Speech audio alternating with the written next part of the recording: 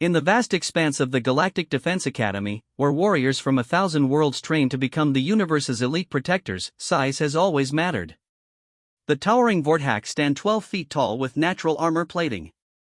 The crystalline Zephyrians can phase through solid matter. The reptilian Drachmari breathe plasma and regenerate lost limbs. Then, there's humanity's representative, Zara Chen, barely 5 feet tall, weighing 97 pounds soaking wet, looking more like she belongs in a school library than a combat academy. What the galaxy doesn't know is that Earth's littlest trainee carries within her the genetic legacy of humanity's greatest secret, that every human child grows up playing the most sophisticated training simulations ever created, disguised as simple games. While other species send their strongest warriors, Earth sent something far more dangerous, a girl who learned strategy from chess, reflexes from video games, and adaptability from surviving human childhood. But there's someone at the Academy who knows exactly what she represents. Someone whose reputation spans galaxies, whose very name makes hardened warriors tremble. The Apex Hunter, the undefeated champion, the living legend known only as the Shadow. And, for reasons no one can understand, this feared warrior treats the tiny human girl like the most precious royalty in the universe. The galaxy is about to learn why Earth's children are its deadliest export, and why humanity's greatest strength has never been its warriors, but its ability to turn anyone into family. The transport ship's landing bay echoed with the thunderous footsteps of arriving cadets. Zara Chen pressed herself against the wall as a group of Vorthak warriors stomped past, their obsidian armor clanking with each step. One of them glanced down at her and snorted, a sound like grinding stone. "Is that supposed to be Earth's representative?" The largest Vorthak asked his companion in their guttural language. "I've seen bigger prey insects on my homeworld." Zara understood every word. The Academy's neural translators were standard issue, but what they didn't know was that she'd been studying alien languages since she was 12. Her bag bumped against her leg as she walked, containing everything she owned that mattered: her father's dog tags, her grandmother's chess set, and a beaten-up tablet loaded with every strategy game humanity had ever created. The orientation hall stretched before them like a cathedral, its ceiling lost in shadows. Holographic displays showed the Academy's history, 3,000 years of training the galaxy's finest warriors. Representatives from over 200 species filled the vast space, and Zara felt like a mouse in a room full of lions. "Welcome, cadets," a voice boomed from everywhere at once. The Academy's AI had a pleasant, gender-neutral tone that somehow managed to sound both welcoming and terrifying. "You are the 847th class to enter these halls. Statistically, 47% of you will wash out within the first month. 31% will leave by year's end. Those who remain will become part of the most elite fighting force in known space." A hologram materialized at the center of the hall, a figure in flowing robes whose species Zara couldn't identify. "I am Instructor Veltar. Over the next 4 years, we will push you beyond every limit you thought you had. We will break you down and rebuild you into something the universe has never seen." Zara's hand unconsciously went to her tablet. She'd beaten every human strategy game by the time she was 14. Chess grandmasters couldn't touch her. But this? This was different. This was real. The cadets were sorted into barracks by species compatibility. Zara found herself alone in a room designed for beings 3 times her size. The bed was a platform that could have served as her apartment back home. The weapons locker was empty. Apparently, the Academy needed to special order human-sized equipment. She was setting up her tablet when the door chimed. A figure entered that made her breath catch in her throat. Tall, lean, moving with a predator's grace, wearing the black uniform that meant only one thing: graduated Academy instructor. But this wasn't just any instructor. The uniform bore no name tag, no rank insignia. Just a simple silver pin shaped like a shadow. Zara's heart hammered against her ribs. Every sentient being in the galaxy knew that symbol. "Zara Chen," the figure said, and the voice was surprisingly gentle. The face was hidden beneath a hood, but she could see eyes that gleamed like starlight. "Welcome to the Academy." "You're him," she whispered. "You're the Shadow." A soft chuckle echoed from beneath the hood. "I am Kael'thon, yes. Though I prefer my real name when speaking with friends." He moved to her weapons locker, pressing his palm against a scanner. The locker opened to reveal equipment perfectly sized for her small frame. Your gear arrived early. I took the liberty of ensuring it met Academy standards. Zara stared at the equipment. The plasma rifle was sleek, lightweight, obviously custom-made. The armor was form-fitting, incorporating technology she didn't recognize. This wasn't standard Academy issue, this was military-grade hardware that cost more than most planets' annual defense budgets. Why? She asked.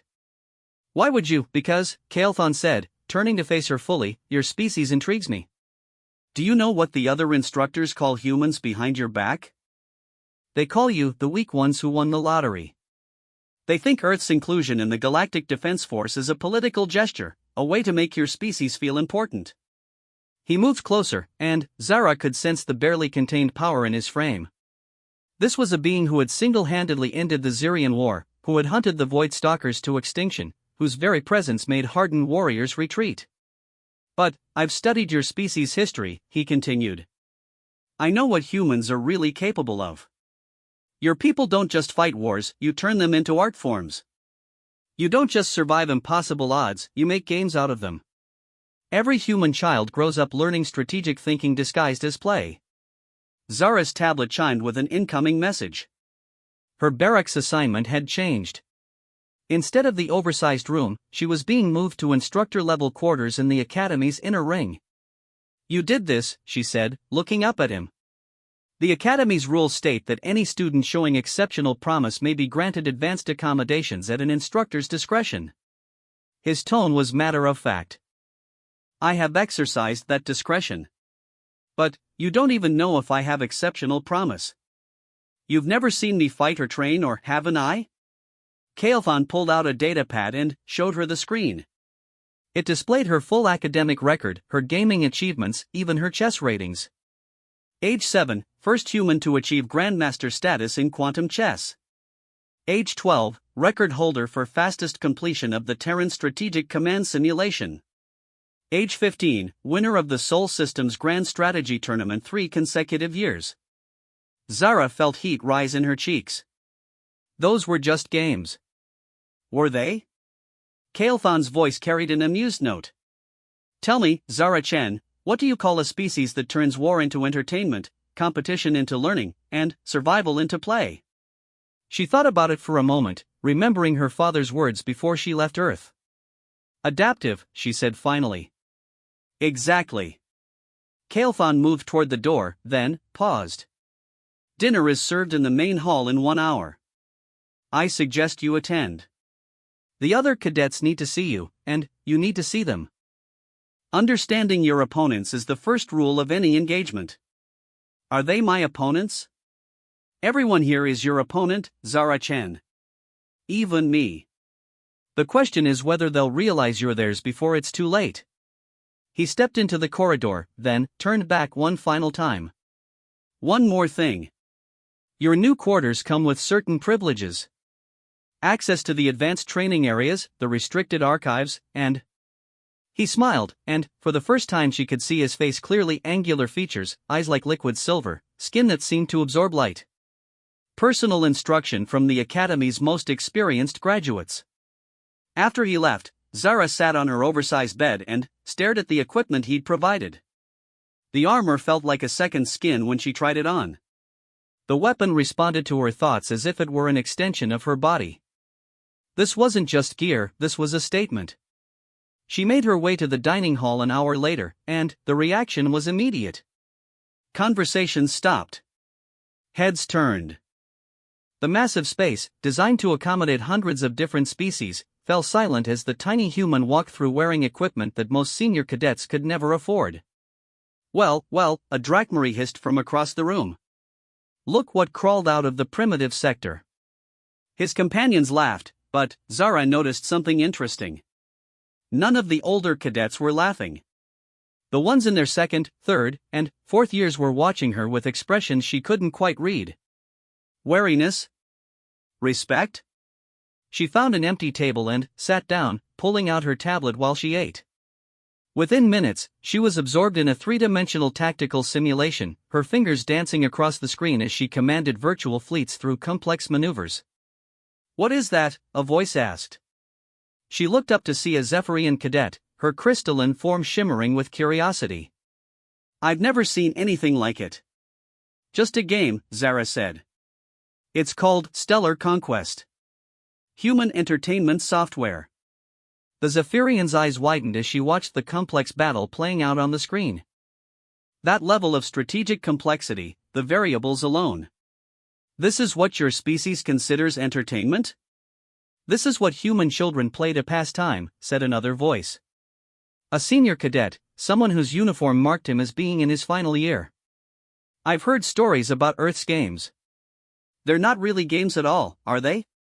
Zara looked up at him, a tall, blue-skinned humanoid from the Andorian system. "What do you mean?" "I mean," he said, sitting down across from her, "that my species has been studying warfare for 3,000 years. Our children learn combat from birth. Our greatest strategic minds spend decades mastering their craft." He gestured at her tablet. "And you're casually playing something more complex than our most advanced military simulations." The dining hall had grown quiet again. More cadets were gathering around their table, drawn by the conversation. "My name is Commander Yarakai," the blue-skinned cadet said. "I graduate in 6 months. I've been here for 4 years, and I've seen a lot of promising recruits come and go." He leaned forward. "But I've never seen anyone arrive wearing gear personally selected by the Shadow." A murmur ran through the crowd. So word was already spreading. "Why would he do that?" asked a young Vorthak, smaller than the ones who had mocked her earlier. "What's so special about her?" Yarakai's expression grew thoughtful. "Maybe," he said slowly, "the question isn't what's special about her.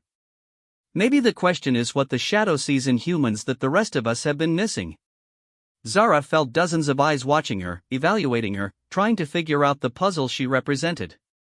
She thought about Kael'thon's words, "Everyone here is your opponent. Even me." But, as she looked around at the faces surrounding her, curious rather than hostile, intrigued rather than dismissive, she began to understand something else. In treating her like royalty, the Shadow hadn't just given her better equipment or fancier quarters. He'd made her a mystery. And, in a place full of warriors from across the galaxy, being a mystery was the most dangerous thing she could be. The real question was whether she was ready for what came next. Her tablet chimed softly with a new message: "Training begins at 0600. Holodeck 7. Come alone." Zara smiled and took another bite of her dinner, ignoring the whispered conversations swirling around her. Tomorrow, she would find out exactly what the Shadow had seen in humanity. Tonight, she had some games to finish. Holodeck 7 was smaller than Zara expected, barely large enough for a dozen beings to move around comfortably. When she arrived at precisely 0600, Kael'thon was already there, standing motionless in the center of the space. He'd lowered his hood, revealing features that belonged to no species she recognized: angular and sharp, with silver eyes that seemed to reflect light from sources that didn't exist. "Punctual," he observed. "Good. Timing is everything in combat." The holodeck hummed to life around them, transforming into what looked like a standard academy training scenario, an urban environment with multiple levels, blind corners, and tactical challenges. But something felt different about this simulation. The detail was too perfect, the physics too realistic. "This isn't an academy program," Zara said. "No. This is a recreation of my first real combat mission. Planet designation Kethmori. 18 years ago." Kael'thon gestured to the sprawling cityscape around them. "I was hunting a war criminal who had taken hostages in that building." He pointed to a towering spire in the distance. "Standard approach would have been orbital bombardment or siege tactics. What did you do instead?" "I walked in the front door." His smile was predatory. "But, first, I spent 3 days studying the target. Not just the building or the defenses, but the being himself. His psychology, his patterns, his fears." The simulation shifted, and Zara found herself looking at tactical displays, personality profiles, and behavioral analyses scrolling past in the air around them. The criminal was a Xerian commander named Vextar. Brilliant tactician, utterly ruthless, but, with one weakness, he couldn't resist a challenge. So I gave him one. The environment around them began to move, showing the recreation of events from 18 years ago. Zara watched in fascination as a younger Kael'thon, still the shadow, but somehow different, approached the building not with weapons blazing, but with what looked like a simple message drone. You challenged him to single combat? Better. I challenged him to a game. The simulation showed the drone delivering a data packet. Within minutes, the building's communication arrays lit up as Vextar accessed the information. What kind of game? A hunting simulation. Xerions are natural predators, their entire culture revolves around the pursuit and capture of prey. I offered him the ultimate hunt, me, in his own territory, with rules he could set. Kael'thon's expression grew thoughtful. The catch was that while he was hunting me, I was hunting him. Zara watched the events unfold. Kael'thon moved through the building like liquid shadow, avoiding detection while simultaneously leaving traces of his passage, always just enough to keep his target engaged, never enough to reveal his true position or intent. It took 7 hours, Kael'thon continued. During that time, Vextar became so focused on the game that he forgot about everything else. The hostages, his escape routes, even his defensive positions. When I finally revealed myself, he was alone and completely unprepared for actual combat. The simulation ended with Vextar's capture and the hostages' safe release. You turned war into a game, Zara said. No. I recognized that war already was a game. The only difference was the stakes. Kael'thon turned to face her directly. Now, let's see what games you know. The holodeck shifted again, this time creating a much simpler environment, a flat plain with two armies facing each other across an open field. The forces were evenly matched, identical units, identical capabilities, identical resources. Standard tactical scenario, Kael'thon explained. Two forces, equal in all respects. Victory goes to the superior commander. How would you approach this? Zara studied the battlefield for several minutes, her mind automatically cataloging possibilities. The armies were arranged in traditional formations, heavy units in the center, fast movers on the flanks, support units in the rear. It was textbook military doctrine. It's a trick question, she said finally. How so? Because you said the forces are equal in all respects, but that's impossible. Even if the units are identical, the commanders aren't. The terrain isn't perfectly symmetrical. The lighting, wind patterns, even the time of day would create tiny advantages for one side or the other. Kael'thon nodded approvingly. Continue. So the real question isn't how to win with equal forces. The real question is how to identify and exploit the inequalities that already exist. Zara moved closer to the simulation, pointing out details. This army has the high ground advantage, but their commander positioned them to maximize firepower rather than mobility. This army is in a slightly better position for a flanking maneuver, but they're arranged for a frontal assault. And your solution? Zara grinned, and for a moment she looked very young and very dangerous.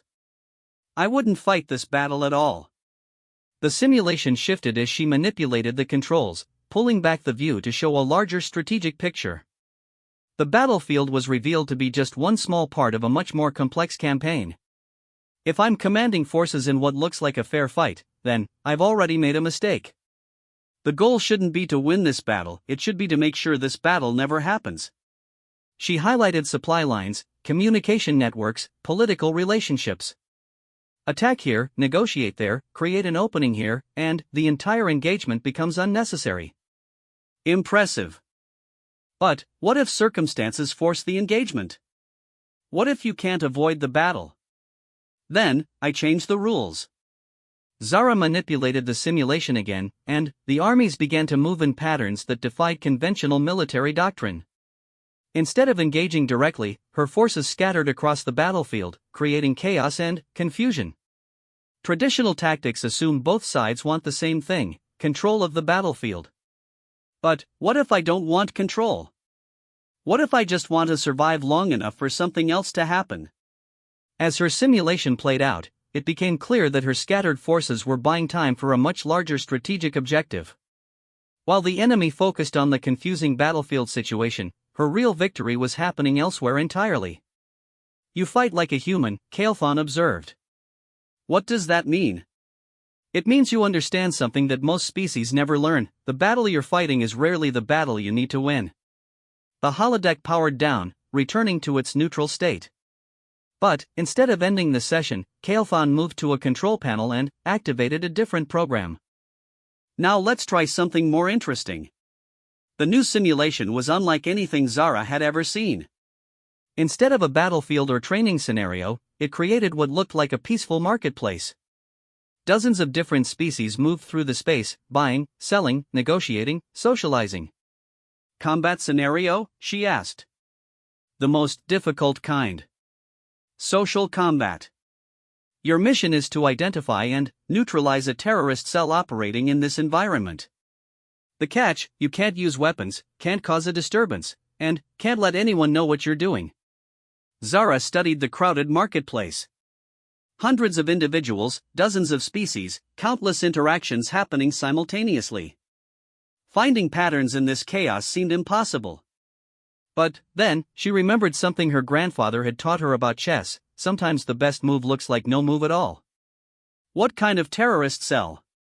Zephyrian extremists planning to assassinate a peace negotiator.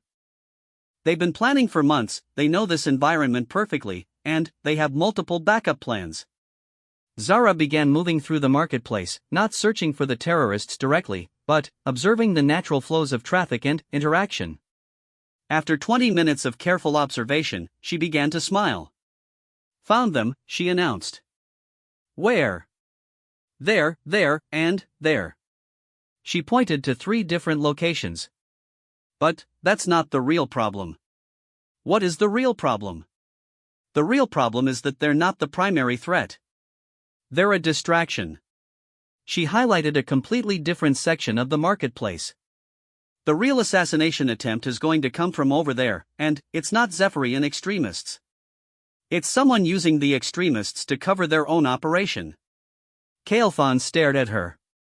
"Explain." "The Zephyrian cell's positioning is too obvious. They're following textbook terrorist doctrine, which means either they're incompetent, unlikely, since they've been planning for months, or they want to be noticed. And if they want to be noticed, it's because someone else doesn't want to be noticed."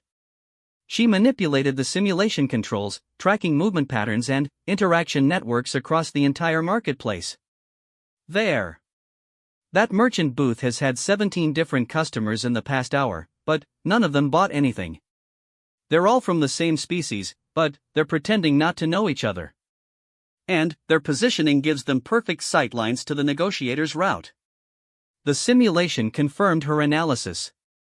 The Zephyrian cell was indeed a decoy, and the real threat was exactly where she'd identified it. "How did you see that?" Kael'thon asked. "Back home, we have a saying: if you want to hide a tree, plant a forest. If you want to hide a real threat, create a fake one that's more obvious." Zara powered down the simulation. "It's a basic misdirection technique. Humans use it in games all the time." "Games," Kael'thon repeated thoughtfully. "Always games with your species. Everything is a game if you think about it the right way. The trick is figuring out what the real rules are." For the next 2 hours, Kael'thon put her through scenarios that ranged from simple combat situations to complex diplomatic negotiations. With each exercise, Zara demonstrated the same pattern: she would study the apparent problem, identify the hidden complications, and then solve something entirely different from what seemed to be the obvious challenge. "Your approach is highly unconventional," he observed as they finished the final simulation. "Is that bad?" "On the contrary.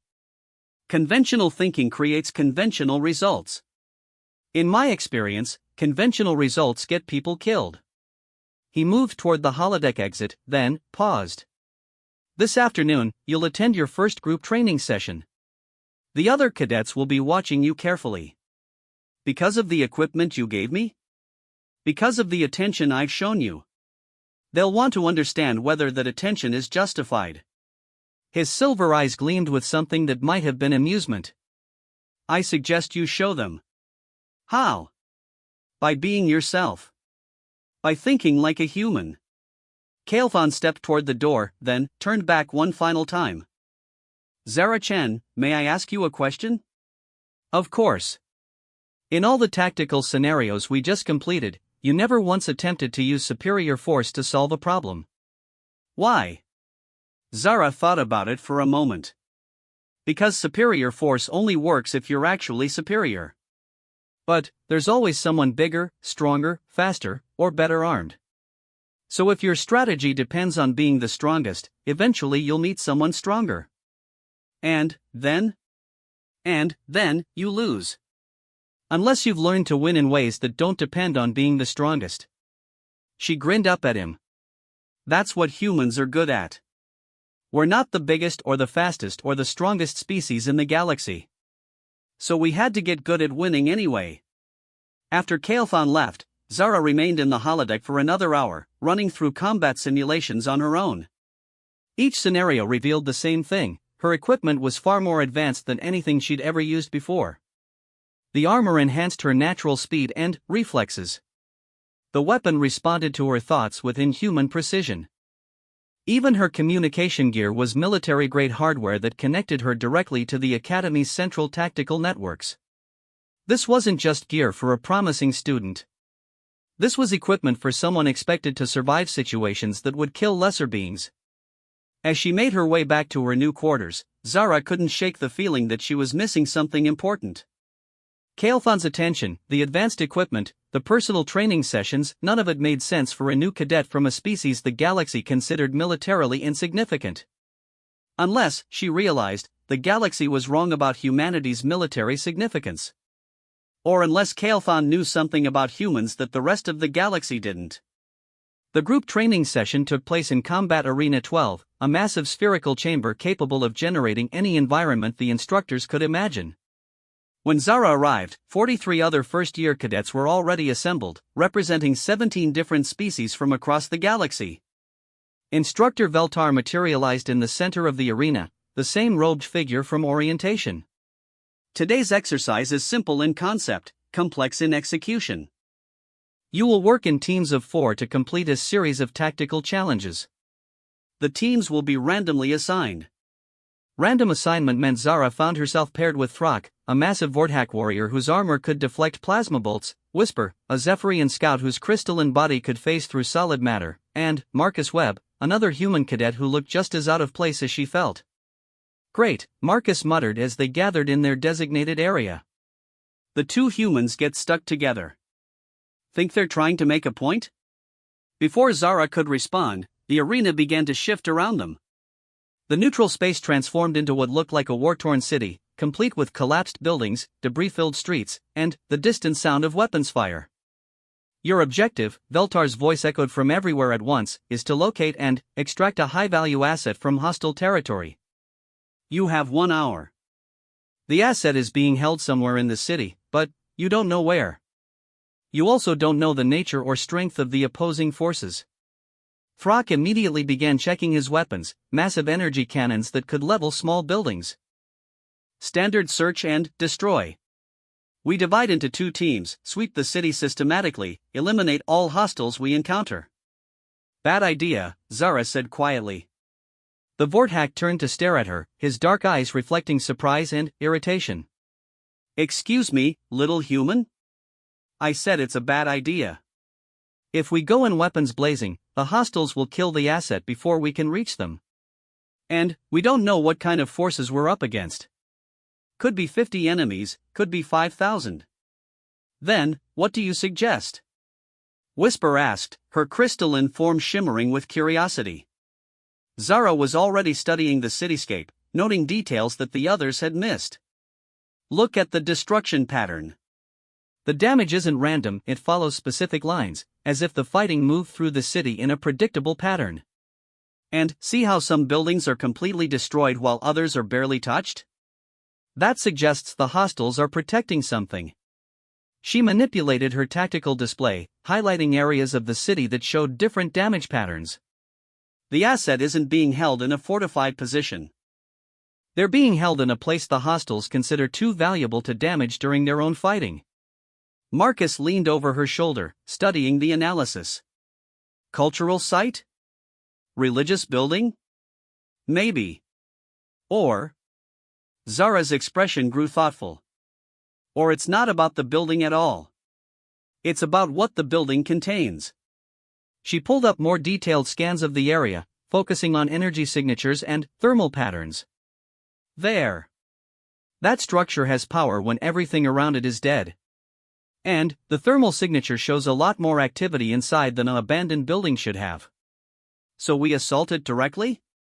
Frock asked, hefting his weapons. No. We get invited in. The other three stared at her. Think about it, Zara continued. They're holding a high-value asset, which means they want something in exchange. They're not going to kill their bargaining chip unless they think they have no other choice. So we give them what they want. What do they want? Whisper asked. Information. Leverage. A way out of whatever situation they're in. Zara was already moving toward the building she'd identified. Marcus, can you fake being injured? Probably. Why? Because we're going to surrender. The plan was insane, and Throck said so repeatedly as they made their way through the ruined city. But Zara had spotted something the others missed. The hostile forces weren't positioned for defense. They were positioned for escape. They're not holding the asset to keep us out, she explained as they approached the target building. They're holding the asset to get themselves out. Which means they need to negotiate. And you can't negotiate with dead enemies. They reached the building's perimeter, where automated defenses immediately locked onto them. But, instead of attacking, Zara activated her communication system. Hostile forces, this is Cadet Chun of the Galactic Defense Academy. I'm requesting parley under the Galactic Convention on Hostage Situations. A long pause, then, a harsh voice responded, You're in no position to make demands, Academy Cadet. You're right. But, I'm in a position to make offers. Another pause. What kind of offers? Safe passage off-world in exchange for the asset. No pursuit, no charges, clean extraction. You can't guarantee that. Actually, I can. Check your intelligence files on Galactic Defense Force Protocol. Training scenarios conducted under Academy Authority grant field commanders broad discretionary power in hostage situations. It was a complete bluff. First-year cadets had no such authority. But Zara was betting that the simulated hostiles were following the same protocols as real ones, and real criminals rarely understood the finer points of military law.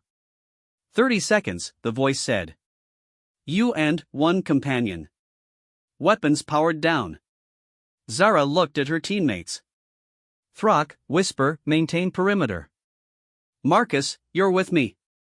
This is insane, Throck muttered, but he moved into position.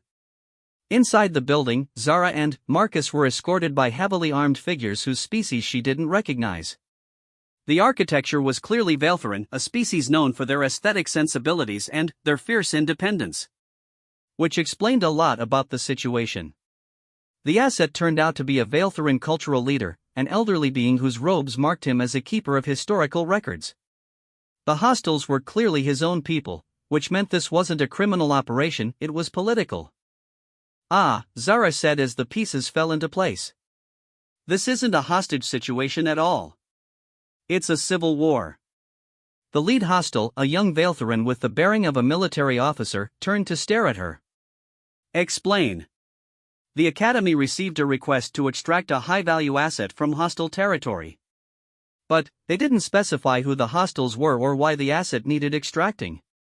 You're not criminals holding him for ransom. You're rebels trying to prevent a cultural leader from defecting to the other side. The officer's weapon lowered slightly. You understand the situation. I understand that Academy training scenarios are never as simple as they appear. The real test isn't whether we can shoot our way through your defenses.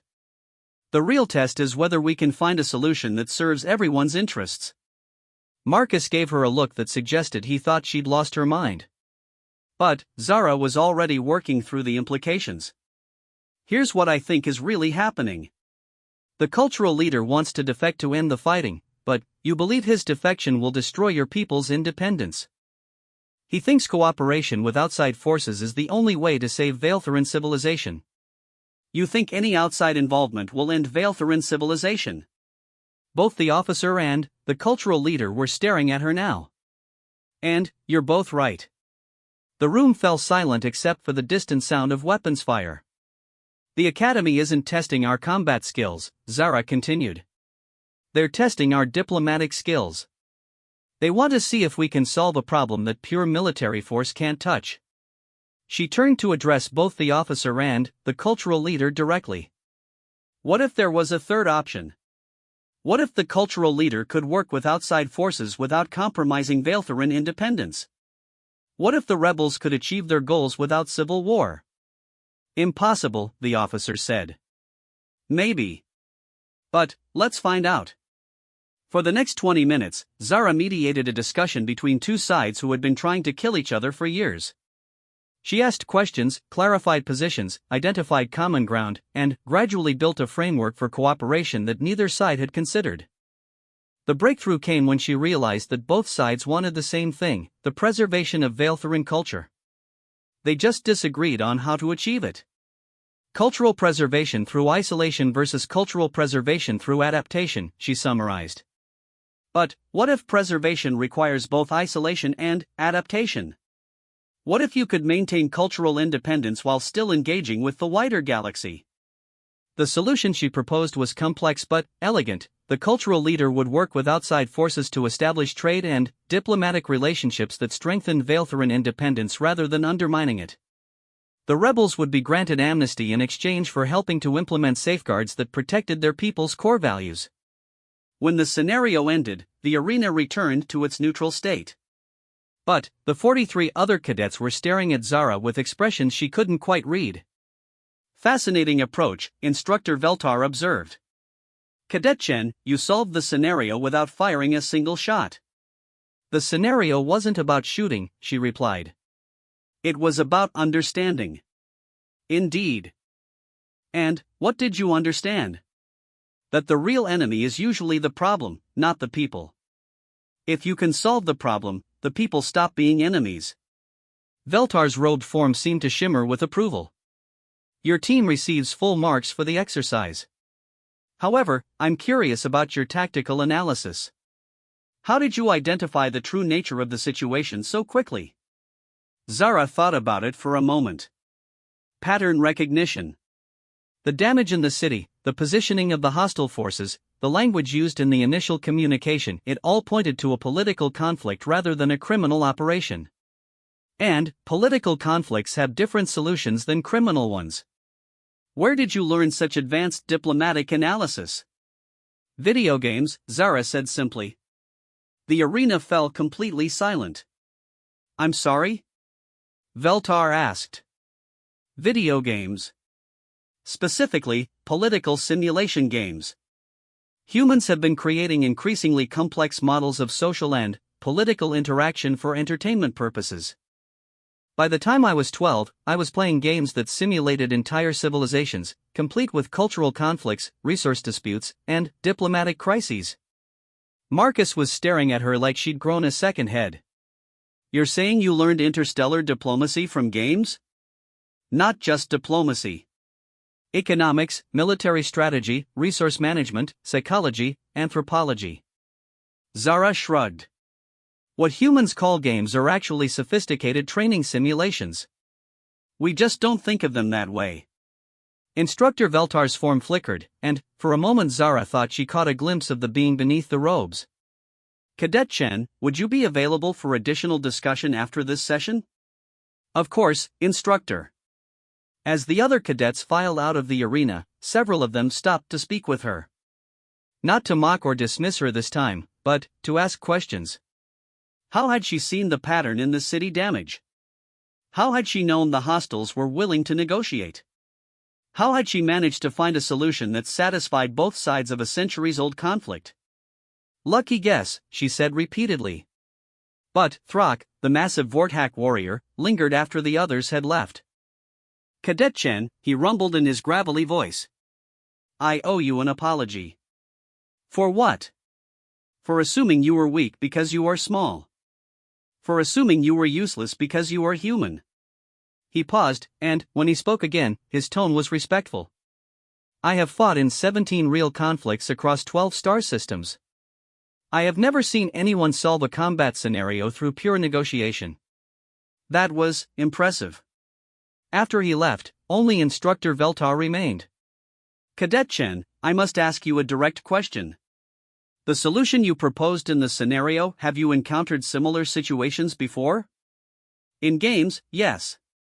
But this was the first time I tried to apply game logic to a real situation. I see. Veltar's robed form began to shift and change, revealing something unexpected underneath. Not an alien species, but a sophisticated holographic projection. In that case, I think it's time you learned something about the Academy that most cadets never discover. What's that?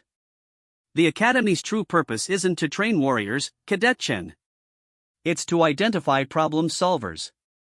And, based on today's performance, I believe we've found an exceptional one. As Zara left the arena, she couldn't shake the feeling that she'd just passed a test she hadn't known she was taking. More importantly, she was beginning to understand why Kael'thon had taken such an interest in her. The galaxy didn't need more warriors. It had plenty of those. What it needed was someone who could win wars without fighting them. And, apparently, that was what humans did best. 3 weeks after the diplomatic scenario, Zara's reputation at the Academy had undergone a complete transformation. Cadets who had initially dismissed her now sought her advice on tactical problems. Instructors began using her solutions as examples in advanced classes. And, every morning, she continued her private training sessions with Kael'thon. But, something was different about their sessions now.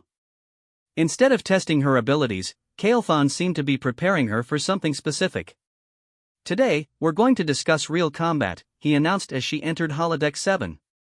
Not simulations or training scenarios. Actual life and death situations where failure means people die. The holodeck transformed into what looked like a command center, complete with tactical displays showing real-time information from across the galaxy. Zara recognized some of the locations: border conflicts, pirate incursions, territorial disputes between allied species. These are current situations, she asked. Updated in real time. The Academy's senior faculty serve as consultants to the Galactic Defense Force. Our analysis and recommendations influence actual military operations. Kael'thon gestured to the displays. Choose one. Zara studied the options. Most were straightforward military situations: superior forces engaging inferior ones, established tactics and predictable outcomes. But one caught her attention: a standoff between two allied species over mining rights to an asteroid field. This one. The Androrian-Kepleran dispute. Why that one? Because it's not really about mining rights. She manipulated the display, highlighting trade routes and political relationships. Both species have adequate mineral resources. But this asteroid field sits at the intersection of 3 major shipping lanes. Control of the field means control of interstellar commerce in this entire sector. Continue. The problem is that both sides are allies of the Galactic Defense Force. If we support one side, we lose the other. If we support neither, they might resolve the dispute through violence, which destabilizes the entire region. Zara studied the data for several more minutes. But there's a third option. Which is joint administration. Create a partnership that gives both species what they actually want: economic benefit and strategic influence, without either one having to lose face by backing down. Kael'thon moved to a different console, accessing what appeared to be classified military communications. Interesting. The Defense Force's official recommendation was to deploy peacekeeping forces to maintain the status quo until negotiations could resolve the dispute. That won't work. Negotiations have been going on for 8 months with no progress. And peacekeeping forces cost resources that could be used elsewhere. Zara pulled up economic projections. But if you structure the joint administration correctly, it actually generates revenue for the Defense Force while solving the political problem. How? Licensing fees. The Defense Force grants both species joint mining rights in exchange for a percentage of profits and guaranteed access to the shipping lanes. Everyone wins. The Andorians get their mining operation, the Keplerans get their strategic position, and the Defense Force gets a new revenue stream plus enhanced security for a critical trade route. Kael'thon stared at her for a long moment. Zara Chen, how long did it take you to analyze that situation? Maybe 10 minutes? The Defense Force's Strategic Planning Committee has been working on this problem for 3 months. Their recommendation would require 6 months of negotiations plus a permanent military presence costing approximately 2 billion credits annually. And my recommendation? Would cost nothing to implement and generate approximately 15 million credits annually while permanently resolving the dispute. Kael'thon's silver eyes gleamed with something that looked like pride. Your solution is elegant, profitable, and addresses everyone's actual interests rather than their stated positions. The holodeck powered down, but instead of ending the session, Kael'thon activated a privacy shield that isolated them from any external monitoring. Zara, I need to tell you something about myself. About who I really am and why I've taken such interest in your training. She'd suspected this moment would come, but that didn't make it less nerve-wracking. My name is Kael'thon Vexhai. I am not actually a graduate of this academy, though I have taught here for 7 years. I am what your people would call a Special Operations Commander for the Galactic Defense Force. My official designation is Strategic Problem Resolution Specialist. What does that mean? It means I'm the person they send when conventional military solutions don't work. When diplomacy fails, when economic pressure isn't sufficient, when the situation is too complex or too sensitive for standard approaches. He moved closer, and Zara could see the weight of years in his silver eyes. I have resolved 847 conflicts across 312 star systems. I have prevented 14 wars, ended 6 others, and eliminated threats that most beings never know existed. Zara felt a chill run down her spine. You're not just the shadow. You're the shadow. Yes. And I'm getting old. The words hung in the air between them.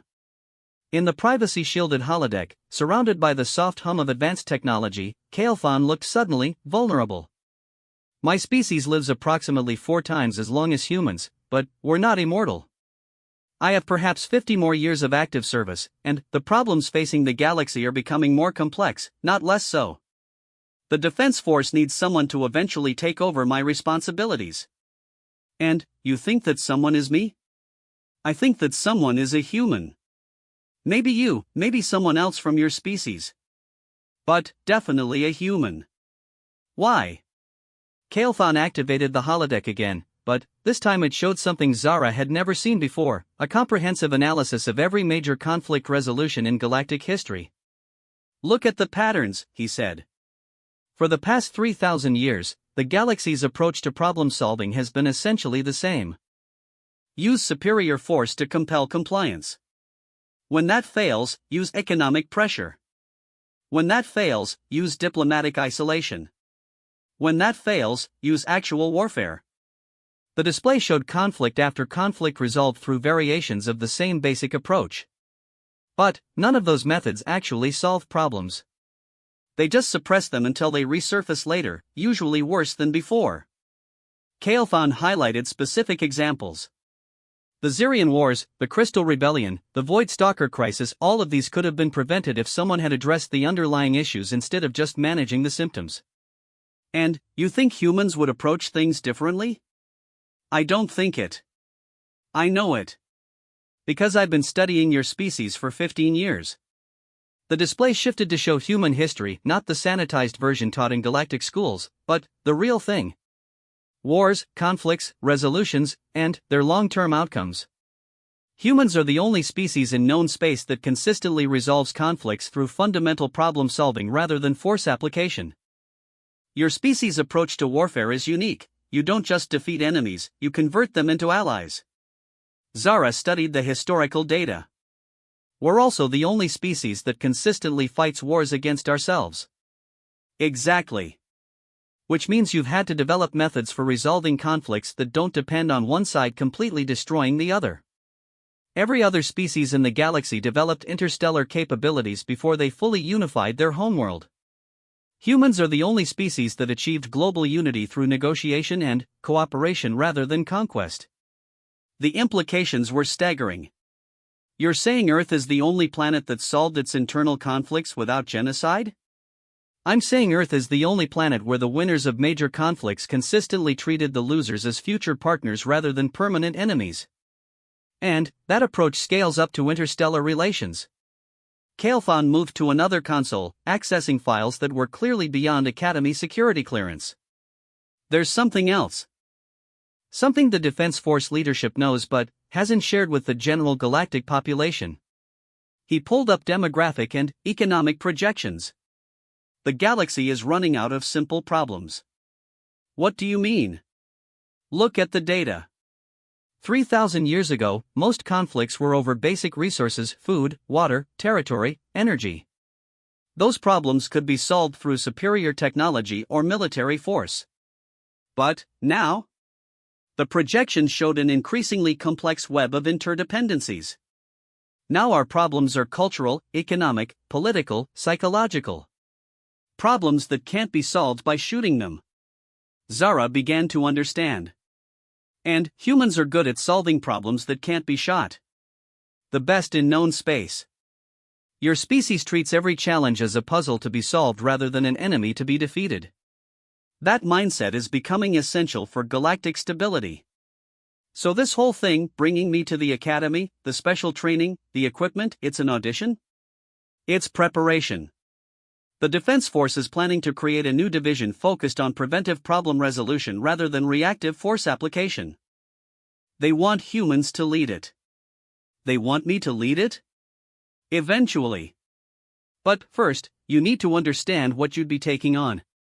The holodeck transformed one final time, creating a representation of the galaxy itself. Thousands of inhabited systems, hundreds of species, millions of potential conflict points. The job I do requires travel to situations where failure means millions of deaths. It requires making decisions with incomplete information under extreme pressure. It requires convincing beings who have been enemies for centuries to become partners. It requires finding solutions that no one else has ever thought of. Kalephon's expression grew serious. And it requires accepting that sometimes, no matter how clever you are, people still die. Zara stared at the galactic display, overwhelmed by the scale of what he was describing. What if I'm not good enough? What if I can solve Academy training scenarios but fail when real lives are at stake? Then, you'll learn from the failure and do better next time. That's what humans do. You adapt, evolve, improve. Other species repeat the same approaches over and over, expecting different results. Humans change their approach until they find something that works. And if I don't want the job? Kalephon smiled, and, for the first time since she'd known him, he looked genuinely happy. Then, I'll train the next human who shows up. And the one after that. And the one after that, until I find someone who does want it. How do you know there will be others like me? Because, Zara Chen, you're not unique among humans. You're typical. He gestured to the galactic display. Every Academy class includes human cadets who demonstrate the same problem-solving abilities you've shown. The same adaptability, the same creative thinking, the same instinct for finding solutions that serve everyone's interests. Then, why choose me specifically? Because you're here now, and the galaxy has problems that need solving now. Kalephon moved toward the holodeck exit. Think about what I've told you. In 2 days, there's going to be a real situation that requires the kind of solution only a human would attempt. I'd like you to observe how these operations actually work. What kind of situation? The kind where conventional approaches have failed and people are about to start dying. His silver eyes reflected the holodeck's ambient lighting. The kind where the galaxy needs someone who can win wars without fighting them. After he left, Zara remained in the holodeck for another hour, staring at the galactic display and trying to process everything she'd learned. The Academy wasn't just training her to be a soldier. It was preparing her to be something the galaxy had never had before, a human strategic problem solver operating at the highest levels of interstellar politics. The question was whether she was ready for that kind of responsibility. Or whether anyone could be. The crisis began at 0347 Galactic Standard Time with an emergency communication to Academy Command. Zara was awakened by Kael'thon himself, who arrived at her quarters with an expression she'd never seen before, grim determination mixed with something that looked almost like fear. Get dressed. Combat gear. We're leaving in 10 minutes. What's happening? The hegemony of Talkar has taken hostages at a diplomatic conference on Kepler Station. 17 ambassadors from different species, including the human representative. They're demanding the surrender of 3 star systems in exchange for the hostages' release. Zara was already pulling on her armor. How many hostiles? Approximately 50 Talkari shock troops, heavily armed, holding a space station with a civilian population of 30,000. Kael'thon handed her a datapad with tactical information. The defense force has 6 hours before the hegemony starts executing hostages. What have they tried so far? Everything conventional. Negotiation failed, the Talkari aren't interested in compromise. Military assault is impossible without massive civilian casualties. Economic pressure is meaningless since they're already in open rebellion against galactic authority. As they made their way to the Academy's private docking bay, Zara studied the tactical situation. Kepler Station was a massive diplomatic facility, designed to host conferences between species that couldn't safely meet on each other's homeworlds. It was also one of the most heavily defended civilian installations in known space. How did 50 shock troops take control of a station with that level of security? Inside help. Someone with high-level access provided them with security codes, station layouts, and guard rotations. Kael'thon led her aboard a sleek ship that bore no identifying markings. The Defense Force suspects treachery at the highest levels of either station security or diplomatic personnel. The ship's pilot was another species Zara didn't recognize, tall, thin, with features that seemed to shift and blur when she wasn't looking directly at them. They departed the Academy without clearance requests or flight plans, moving with the authority of beings who answered to no one. "So this is what you really do," she said as they entered hyperspace. "This is what I really do. Real problems, real consequences, real lives at stake." Kael'thon pulled up a 3-dimensional display of Kepler Station. The Defense Force's best tactical minds have been working on this for 4 hours. Their conclusion is that any direct assault will result in massive casualties among both hostages and civilians. And their recommendation? Comply with the hegemony's demands. Surrender the 3 star systems to save 17 lives. Zara studied the station schematics, noting details that seemed significant. That's not going to work either. Why not? Because this isn't really about the 3 star systems. Those systems have minimal strategic value, they're mostly agricultural worlds with small populations. If the hegemony wanted them, they could have taken them through conventional military action. Then, what is this about? Precedent. They want to establish that hostage-taking is an effective strategy against the Defense Force. If we give them what they want now, every terrorist organization and rebel group in the galaxy will start taking hostages to achieve their political goals. Kael'thon nodded slowly. The Defense Force's analysts reached the same conclusion. Which is why they're considering a third option. Which is orbital bombardment of the station. Eliminate the threat along with everyone aboard. Zara felt her blood turn cold. 30,000 civilians. Versus potential millions if hostage-taking becomes a standard tactic across the galaxy. Kael'thon's expression was grim. It's a numbers game, and the numbers favor the bombardment option. There has to be another way. That's what I told them. That's why we're going to Kepler Station instead of sitting in a conference room at Defense Force headquarters. The flight to Kepler Station took 6 hours, plenty of time for Zara to study every detail of the situation. The more she learned, the more convinced she became that everyone was missing something crucial. "The inside help," she said as they approached the station. "Have they identified who provided the security information?" "Not yet. The investigation is ongoing, but with the time pressure." "It's not ongoing. They've already found the traitor." Zara pulled up personnel files for everyone with access to the information the Talcari had used. Look at the timing. The hostage situation began exactly 12 hours after the last security briefing. The Talcari had real-time information about guard rotations, defensive positions, even emergency protocols. How can you be certain? Because the information they used wasn't just current, it was too current. Some of the security data they had was less than 6 hours old when they used it. That means either they had access to real-time security feeds, or the traitor is still actively helping them, Kael'thon finished. Which means this isn't a hostage situation at all. It's a coup attempt.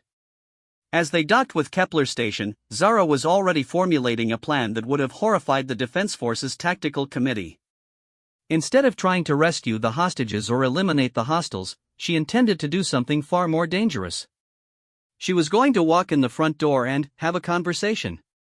The station's docking bay was eerily quiet, patrolled by Talcari troops who watched their ship with weapons ready but didn't interfere. Apparently, the hostage-takers were expecting them. You're certain about this approach? Kael'thon asked as they disembarked. No. But I'm certain that conventional approaches won't work. Zara activated her communication system, broadcasting on all frequencies. This is Cadet Zara Chen of the Galactic Defense Academy, requesting permission to speak with the Talcari commander.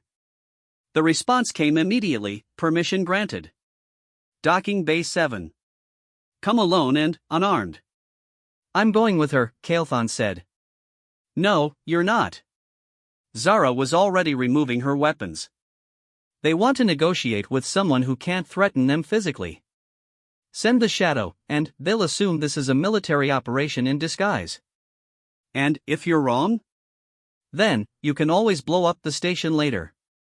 The walk through Kepler Station to the Diplomatic Conference Center was like moving through a ghost ship. 30,000 civilians had been confined to quarters, leaving the corridors empty except for Talcari patrols. But Zara noticed something the Defense Forces intelligence hadn't mentioned: the patrols weren't randomly positioned. They were guarding specific locations, communication nodes, power distribution centers, life support systems. This isn't a hostage operation, she murmured into her communicator. It's a takeover. They're not planning to leave, they're planning to hold the station permanently. The Diplomatic Conference Center had been transformed into a command post. The Talcari commander was a tall, lean figure whose species Zara recognized from Academy xenobiology courses. Talcari were natural strategists, evolved from pack hunters who coordinated complex group tactics. Cadet Chen, the commander said in accented but fluent galactic standard. I am Commander Vexthal. I understand you wish to discuss terms for the hostages' release. Actually, I want to discuss why you don't really want to release them at all. The room fell silent. Dozens of Talcari soldiers turned to stare at the tiny human who had just accused their commander of lying. Explain yourself, Vexthal said slowly. You're not holding these hostages for ransom. You're holding them as leverage for a much larger operation. The 3-star systems you demanded? They're agricultural worlds, but they're also the primary food suppliers for this entire sector. Control them, and you control the food supply for 24 inhabited systems. Zara moved to the center of the room, ignoring the weapons pointed at her. But taking those systems by force would require a fleet you don't have and a war you can't win. So instead, you're creating a situation where the defense force has to give them to you voluntarily. Except that's not your real goal either.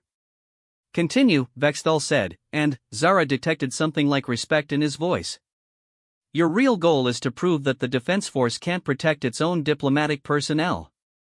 If you succeed here, every species in the galaxy will question whether the defense force can actually provide security. That undermines the entire galactic government structure. And why would we want to do that? Because the Talcari hegemony believes it can do better. You think the current galactic government is weak, inefficient, and corrupt. You want to replace it with something more effective. Zara gestured around the command post. This isn't terrorism, it's a revolution. Vexthal studied her for a long moment. You are remarkably perceptive for such a young being. Thank you.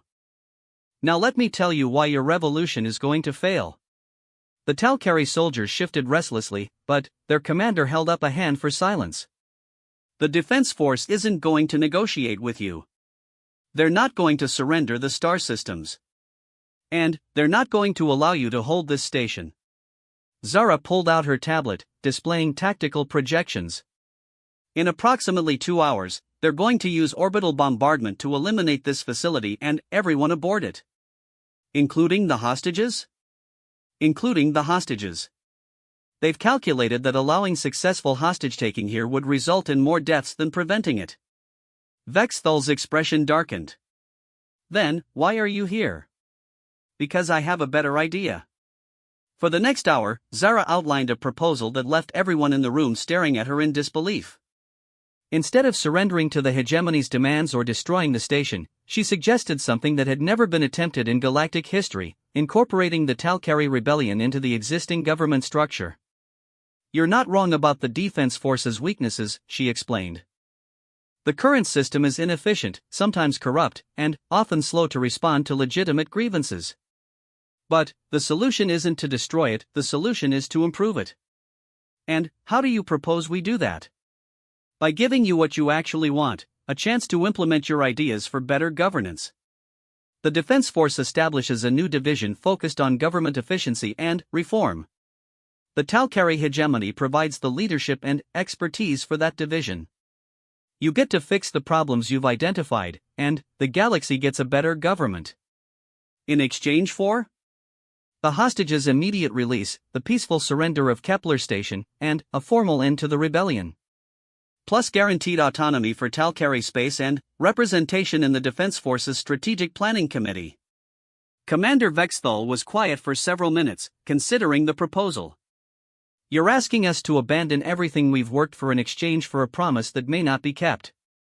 I'm asking you to achieve everything you've worked for through cooperation instead of conquest.